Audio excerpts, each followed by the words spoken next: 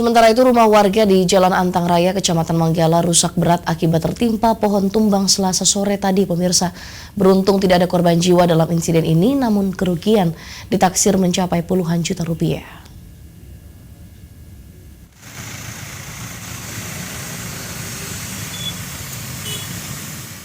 Pohon tumbang menimpa rumah warga di Jalan Poros Antang Raya, Kecamatan Manggala, Kota Makassar pada Selasa sore.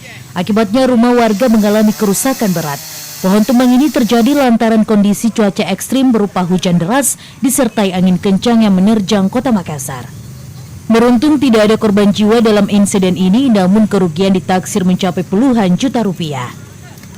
Pemilik rumah Jainuddin mengatakan akibat tertimpa pohon tumbang, rumahnya mengalami kerusakan parah di bagian atap dengan kerugian material mencapai puluhan juta rupiah.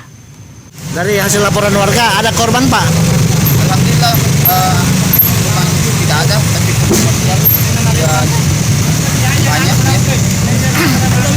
Kerugian kira-kira berapa nih, Pak?